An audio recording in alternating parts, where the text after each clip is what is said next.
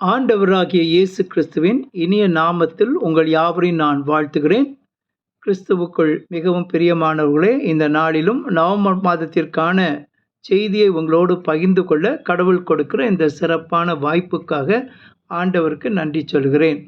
இம்மாதத்திற்கான செய்தியின் தலைப்பு உயிரடைந்த உலர்ந்த எலும்புகள், the dry bones that came to life. கண்களை மூடி நாம் ஜெபிப்போம். எங்கள் கண்மலையும் மீட்பருமாகிய கர்த்தாவே, என் வாயின் வார்த்தைகளும் எங்கள் இருதயத்தினுடைய தியானமும் உம்முடைய சமூகத்தில் பிரீதியாய் இருப்பதாக. ஆமென். எசேக்கியேல் 37:4-5 வசனங்களில், உலர்ந்த எலும்புகளே உயிர் அடைவீர்கள். எசேக்கியேல் 37:4-5 in NIV. Dry bones, you will come to life. கிறிஸ்துவுக்குள் பிரியமானவர்களே, கடந்த மாதம் முழுவதும் நம்மை கண்மணி போல பாதுகாத்து வழி நடத்தி நம் தேவைகளை எல்லாம் சந்தித்து சுகம் பெலன் ஜீவன் அருளிய தேவாதி தேவனுக்கு நன்றி. சென்ற மாதத்திலும் கர்த்தரை மகிமைப்படுத்துகிற வாழ்க்கை வாழ்ந்ததினால் நாம் பெற்றுக்கொண்ட ஆசீர்வாதங்களுக்காக அவருக்கு ஸ்தோத்திரம். இம்மாதத்திற்கான செய்தியாக உயிரடைந்த உலர்ந்த எலும்புகள், the dry bones that came to life என்ற செய்தியை உங்களோடு பகிர்ந்து கொள்ள விரும்புகிறேன். அனைவருக்கும் ஆசீர்வாதமாக இருப்பதாக. இச்செய்தியின் தொடர்பாக ஒரு சில அம்சங்களை உங்களோடு பகிர்ந்து கொள்ள விரும்புகிறேன். முதலாவதாக முன்னுரையாக சில காரியங்களை உங்களுக்கு நான் சொல்ல விரும்புகிறேன். எசேக்கியேல் கண்ட உலர்ந்த எலும்புகள் பள்ளத்தாக்குகளின் தரிசனம் ஒரு உவமை அல்ல, மாறாக ஒரு தீர்க்க தரிசன பார்வை, ப்ராஃபெட்டிக் விஷன், அல்லது எதிர்காலத்தை உணர்த்தும் காட்சியின் செயற்பாடாக அல்லது அடையாளமாக சொல்லப்பட்ட உருவகமாகும், சிம்பாலிக் அலிகரி. இத்தரிசனம் உண்மையாகவே எசேக்கியேல் தீர்க்கதரிசி கண்ட ஒன்றாகும். அத்தரிசனம் இஸ்ரவேல் நாடு மற்றும் அதன் ஆவிக்குரிய நிலையின் ஆழமான அடையாளமானதொன்றாகும். அதாவது இஸ்ரவேல் நாடு மற்றும் அப்பொழுது அங்கு காணப்பட்ட ஆவிக்குரிய நிலையை ஆழமாக அடையாளப்படுத்தும் ஒன்றாகும். பாபிலோன் சிறை இறப்பில் பல துன்பங்களையும் கஷ்டங்களையும் அனுபவித்து கொண்டிருந்த தம் மக்களுக்கு நம்பிக்கை அளிக்கும் வண்ணமாக சரீர ரீதியாகவும் ஆவிக்குரிய ரீதியாகவும் அவர்கள் மீண்டும் சேர்க்கப்படுவார்கள் என்றும் அவர்களுக்கு புதிய வாழ்வு அளிக்கப்படும் என்றும் எசேக்கியேல் 36ஆம் அதிகாரத்தில் கர்த்தர் கொடுத்த வாக்கின் விளக்கமாக இத்தரிசனம் அமைந்திருக்கிறது. சிதறுண்டு செத்துப்போனது போன்ற நிலையில் சிறையிருப்பில் இருந்த யூதரை இந்த உலர்ந்த எலும்புகள் பிரதிபலிக்கின்றன. கர்த்தர் அவர்களுக்கு கொடுத்த வாக்கை எசேக்கியேல் 36ஆம் அதிகாரம் 24 மற்றும் 26-27 வசனங்களில் நாம் படிக்கிறோம். புற ஜாதிகளிடத்திலிருந்து அழைத்து சுய தேசத்திற்கு கொண்டு வந்து நவமான இருதயத்தை கொடுத்து புதிய ஆவியை உள்ளத்தில் தந்து சதையான இருதயத்தை கொடுத்து கர்த்தருடைய கட்டளையின்படி நடந்து அவருடைய நியாயங்களை கைக்கொள்ளும்படி செய்வேன் என்ற நம்பிக்கையை தெரிவிக்கும் செய்தியை கர்த்தர் கொடுத்தார். இரண்டாவது அம்சமாக எசேக்கியேல் கண்ட தரிசனம். எசேக்கியேல் 37ஆம் அதிகாரம் முதல் 10 வசனங்களில் எசேக்கியேலின் தரிசனத்தை குறித்து தெளிவாக நாம் படிக்கிறோம். கர்த்தரின் கை தீர்க்கதரிசியின் மேல் அமர்ந்ததால் அவரை ஆவிக்குள்ளாக்கி எலும்புகள் நிறைந்த ஒரு பள்ளத்தாக்கில் நடுவில் நிறுத்தி சுற்றி நடக்க பண்ணினார். அங்கு அவர் மகா திரளானதுமாய் உலர்ந்ததுமாய் இருந்த எலும்புகளை கண்டார். கர்த்தர் அவரை நோக்கி, இவ்வெலும்புகள் உயிர் அடையுமா என்ற கேள்வியை கேட்டார். அதற்கு மறுமொழியாக எசேக்கியேல், ஆண்டவரே, தேவரீர் அதை அறிவீர் என்றார். அப்பொழுது உலர்ந்த எலும்புகளை நோக்கி, உங்களுக்குள் ஆவியை பிரவேசிக்க பண்ணும்போது உயிர் அடைவீர்கள் என்ற தீர்க்க தரிசன வார்த்தையை கூறும்படி ஆண்டவர் சொன்னார். மேலும் அவைகளின் மேல் நரம்புகளை சேர்த்து மாமிசத்தை உண்டாக்கி தோலினால் மூடி ஆவியை கட்டளையிடும் பொழுது உயிரடைந்து கர்த்தரை அறிந்து கொள்வீர்கள் என்றும் கூறினார். எசேக்கியேல் ஆண்டவருடைய வார்த்தைக்கு கீழ்ப்படிந்து தீர்க்க தரிசனம் உரைத்த போது இரைச்சலும் அசைவும் உண்டாகி ஒவ்வொரு எலும்பும் தன் எலும்போடு சேர்ந்து கொண்டது. நரம்புகளும் மாம்சமும் உண்டாகி மேற்புறம் தோலினால் மூடப்பட்டது. ஆனாலும் அவைகளுக்குள் ஆவி இல்லாதிருந்தது. அப்பொழுது ஆவியை நோக்கி தீர்க்க தரிசனம் உரைக்கும் வண்ணமாக இவைகள் உயிரடையும்படிக்கு இவர்கள் மீது ஊதும்படி சொன்னபோது அவர்கள் உயிரடைந்து கால் ஊன்றி மகா பெரிய சேனையாய் நின்றார்கள். மூன்றாவது அம்சமாக தரிசனத்தை குறித்து ஆண்டவரின் விளக்கம். தனக்கு கீழ்ப்படிந்த தீர்க்கதரிசி எசேக்கியேலுக்கு ஆண்டவர் தீர்க்க தரிசனத்தை குறித்த விளக்கத்தை எசேக்கியேல் 37 அதிகாரம் 11 முதல் 14 வரை உள்ள வசனங்களில் படிக்கிறோம். இத்தீர்க்க தரிசனம் மரித்த நிலையிலிருந்த ஜனங்கள் ஆண்டவருடைய வல்லமையினால் உயிர்ப்பிக்கப்பட்டதை வெளிப்படுத்துகிறது. தனித்தனியாகவும் உலர்ந்ததாகவும் இருந்த எலும்புகள் நாடு கடத்தப்பட்டு துரத்துண்ட இஸ்ரவேல் நாட்டு மக்களுக்கு ஒப்பானவர்கள். அவர்கள் பாரம்பரியம், தாயகம் மற்றும் வழிபாடு இவற்றிலிருந்து முற்றிலும் துண்டிக்கப்பட்டு அல்லது அறுப்புண்டு போய் ஒரு நம்பிக்கையற்ற நிலையிலும் கடவுளுக்கு கீழ்ப்படியாமை மற்றும் எதிர்ப்பு என்ற தங்கள் பாவங்களினாலும் மரித்த நிலையில் இருக்கிறோம் என்ற நினைவில் இருந்த இஸ்ரவேல் மக்கள் அனைவரையும் அவர்கள் பிரேத குழிகளிலிருந்து நான் வெளிப்பட பண்ணி ஆவியை அனுப்பி உயிரடைய செய்து அவர்கள் தேசத்தில் வைப்பேன்.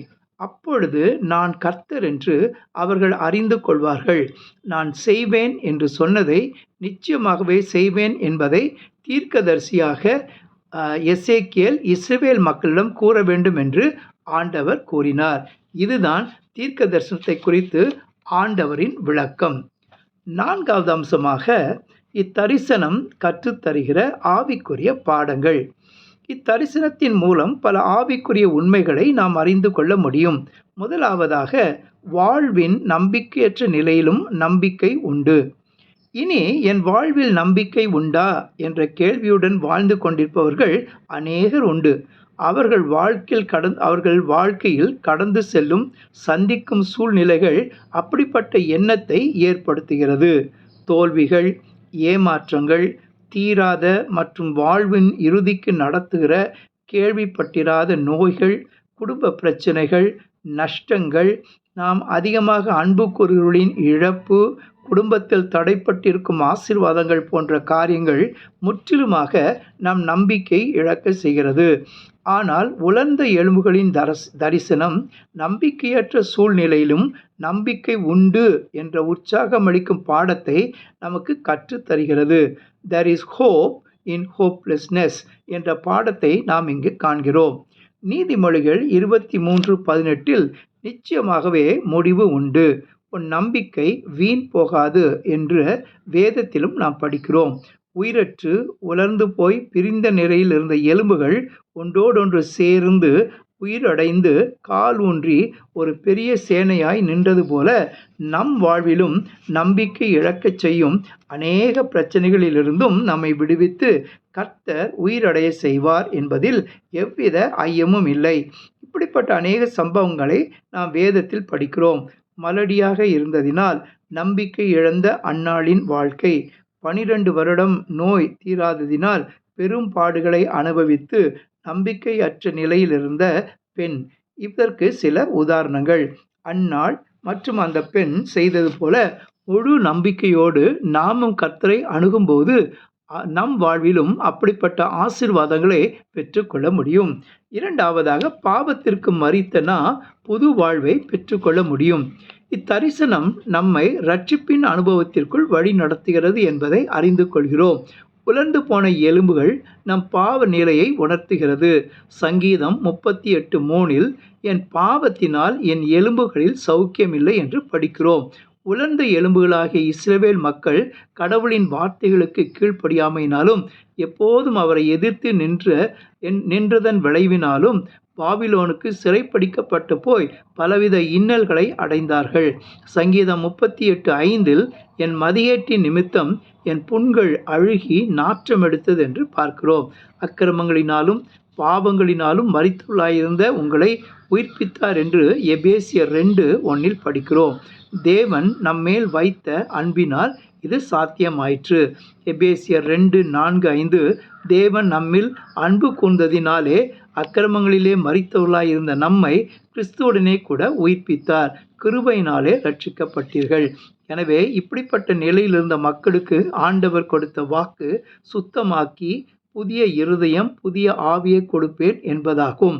உலர்ந்த எலும்புகளைப் போல் பாவத்தினால் மரித்த நிலையில் இருந்த நம்மை பிரேத குழியிலிருந்து வெளிப்பட பண்ணி உயிரடைய செய்ய அவரால் சாத்தியமாகும். அப்பொழுது நாம் புது வாழ்வை பெற்றுக்கொண்டு மீள் உருவாக்கம் அடைவோம். மூன்றாவதாக, புது வாழ்வு அருளுவது கர்த்தரால் மட்டுமே சாத்தியமாகும். உலர்ந்த எலும்புகள் உயிரடைய 2 காரியங்கள் நடைபெற்றதை நாம் காண்கிறோம். முதலாவதாக, எலும்புகளை நோக்கி தீர்க்க தரிசனம் உரைக்கப்பட்டது. ஆண்டவருடைய வார்த்தை அவர்களுக்கு சொல்லப்பட்டது. நரம்பு, மாம்சம், தோல் உண்டானாலும் அவைகளுக்குள் ஆவி இல்லாததால் இன்னும் உயிரடையாத நிலை. இரண்டாவதாக, ஆவியை நோக்கி தீர்க்க தரிசனம் உரைக்கப்பட்ட போது ஆவி அவர்களுக்குள் பிரவேசித்து உயிரடைந்து பெரிய சேனையாய் நின்றார்கள். எனவே தீர்க்கதரிசியின் மூலமாக உரைக்கப்பட்ட வார்த்தை மற்றும் ஆவி உயிரற்ற எலும்புகள் உயிரடையும்படி செய்தது. புது வாழ்வை பெற்றுக்கொள்ள இவை 2ம் தேவை. அது கடவுளினுடைய செயல். அவரால் மட்டுமே அது சாத்தியமாகும். சங்கீதம் 104:30, நீர் உம்முடைய ஆவியை அனுப்பும்போது அவைகள் சிருஷ்டிக்கப்படும். நான்காவதாக, புது வாழ்விற்கு மனம் திரும்புதல் தேவை அல்லது அவசியம்.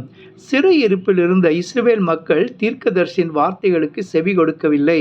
மாறாக உலர்ந்த எலும்புகளுக்கு தீர்க்க தரிசனம் உரைத்த போது அவை கீழ்ப்படிந்து நரம்பு, மாம்சம், தோல் இவற்றை பெற்று ஆவி பிரவேசித்த போது உயிரடைந்து ஒரு புது வாழ்வை பெற்றது போல நாமும் மனம் திரும்பி ஆண்டவருடைய வார்த்தைகளுக்கு கீழ்ப்படிந்து நம்மை முற்றிலுமாக அவருடைய சித்தத்திற்கு ஒப்புக் கொடுக்கும்போது புது வாழ்வை பெற்றுக்கொள்ள முடியும்.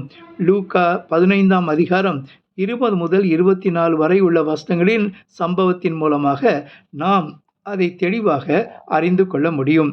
பிரியமானவர்களே, இந்நாளிலும் எசேக்கியேல் தீர்க்கதரிசியின் உலர்ந்த எலும்புகள் தரிசனத்தை பற்றியும் அதன் விளக்கம் மற்றும் அதன் மூலம் கற்றுக்கொள்கிற ஆவிக்குரிய பாடங்களையும் அறிந்து கொண்டோம். இன்றைக்கும் ஒருவேளை நாம் நம் வாழ்வின் பல சூழ்நிலைகளில் உலர்ந்த எலும்புகளைப் போன்ற நிலையில் காணப்படுவோமேயானால் நம்பிக்கை எழுந்து சோர்ந்து போக தேவையில்லை. நாம் மனம் வருந்தி மனம் திருந்தி அவருடைய வார்த்தைகளுக்கு கீழ்ப்படிந்து ஆண்டவரிடம் வரும் பொழுது நம்மை அவர் ஏற்றுக்கொண்டு நமக்கு புதிய இருதயம் மற்றும் புது ஆவியை தந்து புது சிருஷ்டிகளாய் நம்மை மாற்றுவார். நம்முடைய நம்பிக்கையற்ற சூழ்நிலையும் நம்பிக்கையின் ஒன்றாக மாற்றுவார். அப்படிப்பட்ட கிருபையை நம் ஒவ்வொருவருக்கும் ஆண்டவர் தந்து வழி நடத்துவாராக. கண்களை மூடி நாம் ஜெபிப்போம்.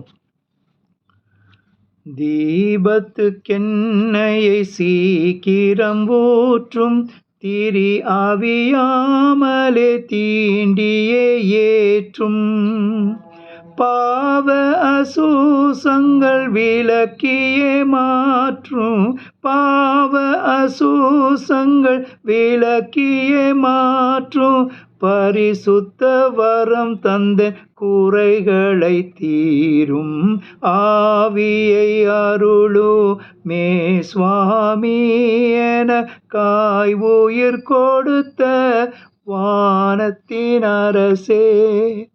எங்கள் அன்பின் பரிசுத்த தகப்பனே, எசேக்கியேல் தீர்க்கதரிசி கண்ட உலர்ந்த எலும்புகளின் தரிசனத்தின் மூலம் எங்களோடு பேசினதற்காக உமக்கு நன்றி சொல்கிறோம்.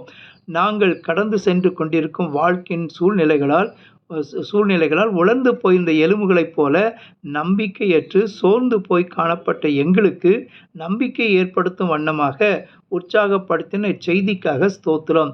நாங்களும் எங்கள் பாவங்களுக்காக மனம் வருந்தி மனம் திருந்தி உம்மை நம்பி உம் வார்த்தைகளுக்கு கீழ்ப்படிந்து உம்மிடத்தில் வருவதால் எங்களை ஏற்றுக்கொண்டு பரிசுத்தாவினால் எங்களை நிறைத்து உயிர்ப்பித்து இனி வரும் நாட்களில் நாங்கள் உம்முடைய நாம மகிமைக்காக வாழ கிருபை செய்தல்ல வேண்டுமாய் இயேசு கிறிஸ்துவின் மூலம் வேண்டிக் கொள்கிறேன் பிதாவே.